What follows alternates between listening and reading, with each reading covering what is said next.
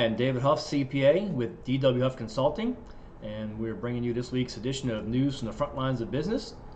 And I run DW Huff Consulting, which is a CPA firm that's more than just a CPA firm. So we try to utilize the normal, tax planning and accounting tools that are out there, but we do like to go a little bit deeper into some of the, more financial planning aspects of things with credit and um, more advanced tax planning and using LLCs, and just a little bit deeper than I guess which is typical. But here we are, Friday, made it through another week, and this week's observations on the news: the IRS is raising the mileage rates for next year, so now we're up to for business purposes and even 67 cents per mile. So yeah, we like that. And you get 21 cents for medical and 14 cents for charitable. So nice even numbers this year, and it is an increase. I don't know how well that exactly matches up with inflation, which is still sitting around 4%, but there we are. So interest rates. So that's the next thing that we want to take a look at here. So this week we see a couple things going on.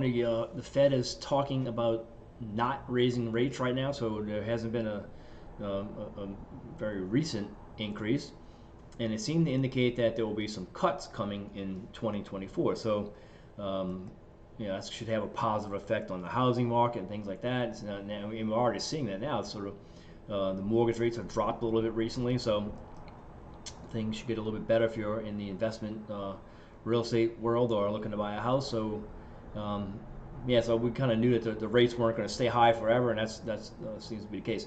But also, this 10-year Treasury is something we like to watch.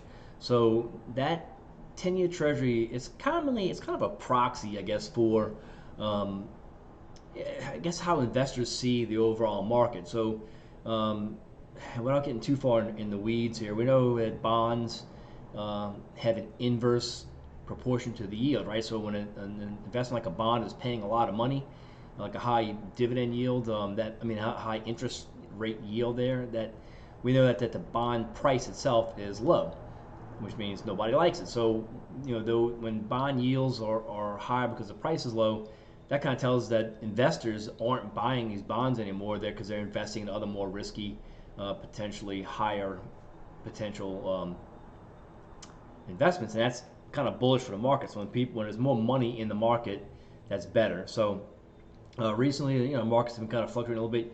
Yesterday they were up, but then we see today they dropped a little bit more. So more people moving towards bonds. So it's kind of a mixed bag as far as, I guess, the overall investment outlook. But overall, I think it's not necessarily a very bullish thing when the yield's sitting at 4%. So things are pretty steady. And I guess looking forward, I think we see a lot more of the same, and nothing really indicating any kind of crazy swing one way or the other. So for whatever that's worth. Also in the news, and we talked quite a bit recently about tax credits on certain energy efficient pieces of equipment and property and whatnot. But Tesla was in the news recently, so I forget which one of my blog posts mentioned that.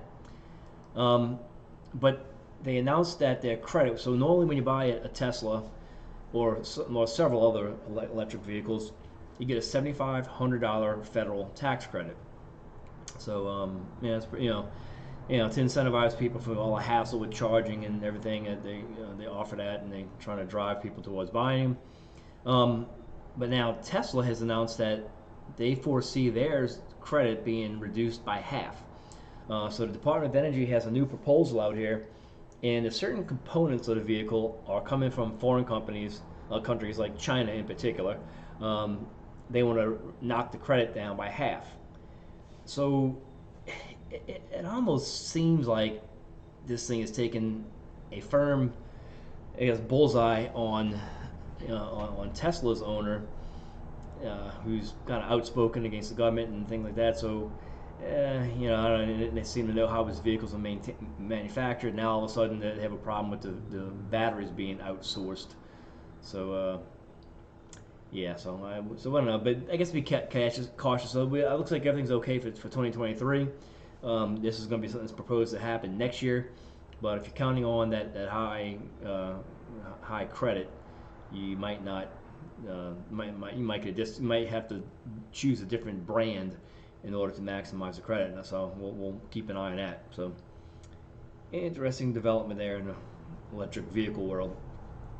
Another thing that popped up that was kind of interesting recently, as we look at our friends from Statista, they gave us a chart showing how a lot of U.S. adults are kind of holding off on medical expenses. So it's a pretty high percentage here in 22. We expect, I think it's about the same for 23.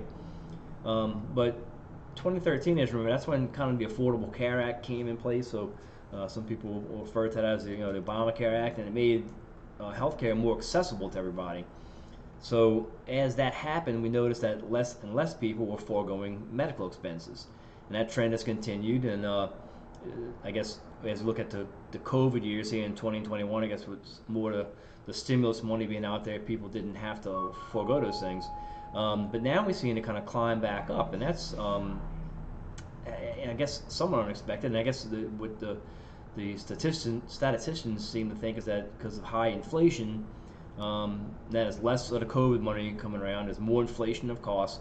So despite the care that we have affordable care insurance available, more people are just because of deductibles and copays are still not fully able to utilize it. So I guess something to keep an eye on. And the inflation seems to really be hurting everything across the board, not just interest rates and mortgages and everything else that's kind of somehow related to it, but medical procedures as well. So and also I guess gives us another idea here to kind of emphasize again that healthcare savings accounts and things like that that where you can save money for these types of things on a tax favored basis. We definitely want to emphasize those things again now, because if you got a little more money set aside for these costs, not as big of a deal when cost of overall things rise when you got a tax favored account. So take a look at those things again.